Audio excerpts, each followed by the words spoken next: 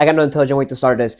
I want you to drop your wallet, drop your pants, drop your left shoe, drop your wig, drop your dignity, and drop that brain of yours, because if I catch you playing these games, then clearly you're not using that dome up there all too often. Gacha games are something that I talked about a couple times in the channel.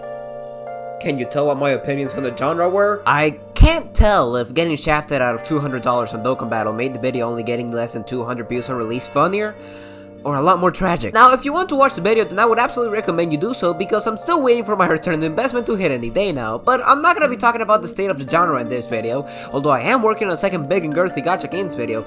But for now, I want to focus on my experience with one title in particular, which is Persona 5X. The game caught my attention, one, because it had incredible music and character designs.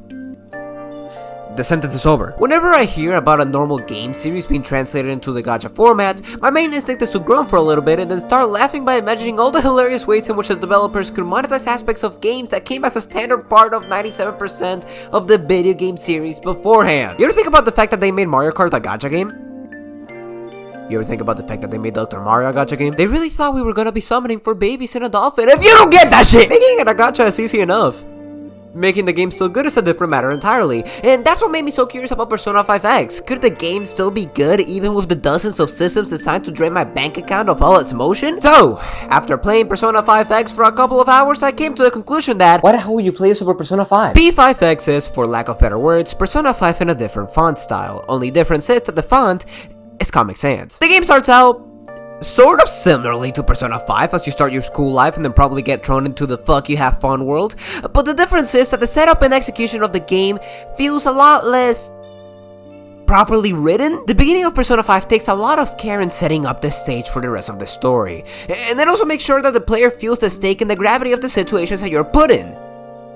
Persona 5X feels like a comedy. The way that you get sent to the metaverse is by the owl talking to you, jump scaring you, and the guy almost ramming you with his bike. The worst that would have happened to me is a funny tire mark on my face. Why did I get sent to hell? And I mean, so many people have already talked about the baby bumping bandit, right? I mean, the happy baby harrowing hater is the first major villain in the game, and in concept, I feel like it most certainly should be able to work. A villain based on very real societal issues in Japan sounds like something that the original game would have tackled as well. Motherfucker, the main name that he goes by is the Subway Slammer. And the thing is, right, the game has an interesting idea, because the main idea in conflict is that the society that you live in is quickly being robbed of its will to do anything, with certain people further increasing the spread of this phenomenon, like the Subway Slammer, who, after getting away with the harassment of dozens of his victims, causes them to lose faith in society, eventually leading to them losing their will to live, as they are part of a system that perpetuates their suffering while doing nothing to stop it. I don't even know if that was the intention for the Subway Slammer. I'm just assuming that, because that seems like the natural conclusion of events, and honestly, that would probably be a pretty strong motivation. But do you remember who the villain of this game is? Like, listen, I'm no writer, but there's a reason they made Kamoshida touch those kids. Immediately, I fucking hated this guy, and you mean to tell me that he only gets worse with, like, completely disgusting reasons? Yeah, I'm ready to take him down. Let's do this! The Subway Slammer doesn't really reach a point like that, though. Like, I thought he was gonna get full creepy mode or something, but instead, divine intervention happens, and God shows you this guy slamming a baby down the stairs in the future, and that's supposed to be your cue to take him down? All I'm saying is, it would have been funnier if the train just...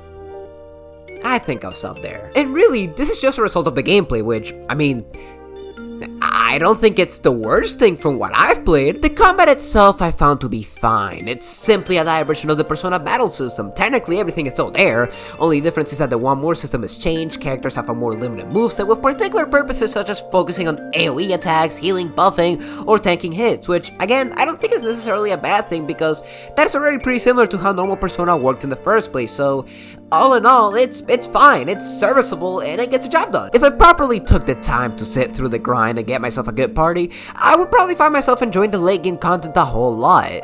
The thing is, the modern Persona system wasn't all about the combat, but also about balancing the battling with the regular life that you still needed to have, and that is where I think that the game fails the most. I don't know if this is a hot take, but I enjoyed being a normal high school student and doing whatever in these games. The whole system was about balancing your life with your hashtag Justice for Gotham hashtag and the Batman activities.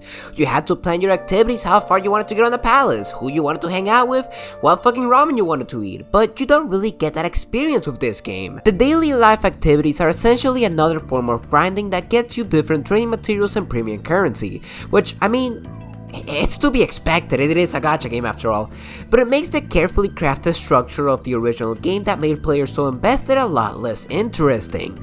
The point of Persona 5 was literally taking your time. You had a whole schedule, and when you did shit well, you were like, yes, managing my time, I finally feel some control over the life I've been given. While in this game, George, like, that one Moon Knight gift, like, and while we're at it, let me just quickly talk about the gacha system.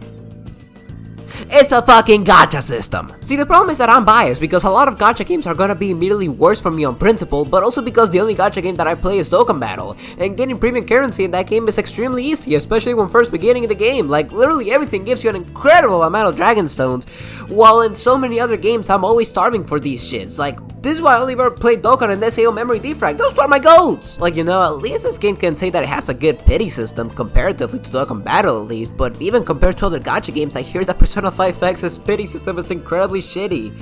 Oh, brother! The one thing that I can praise without problem, though, is, to no one's surprise, the music. I mean, dude, it honestly pisses me off because for the past year or so, I've been listening to Last Strike, wondering when it plays, and you mean to tell me that one of the best songs, and I would argue the entirety of Persona 5 as a series, plays at the battle with the Subway Slammer? I'm sick to my core. I'm sick to my core.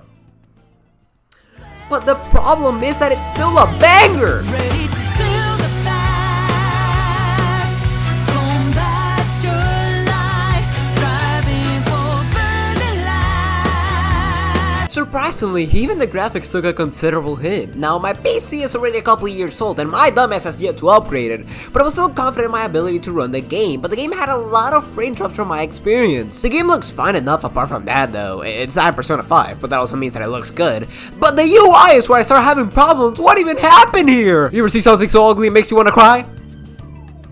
Oh, you clearly haven't looked at the Persona 5X fucking UI! What is this? And that's P5X in a nutshell. While a lot of its elements are less than desirable, the core gameplay is alright enough to where I can see a lot of people having fun with the experience. Quick question though, why would you play this? I mean, the game is fine, you know, I like the combat, the music, and from what I hear, the game's story does improve later on, but when looking back and looking at the bigger picture, the game is really just a Persona 5 skin, and I already own Persona 5 and have finished it. So why would I just not play Persona 5 instead? I don't know if I'll be coming back to the game. Probably will in a couple months or something, like when I have to do the other videos that I'm planning to do. But for now, it's a decent time. I'll just try to play Persona 5. Well, that's all the time that I've had for today. I'm just here to show you met on the internet, but hey, just call me Tudo.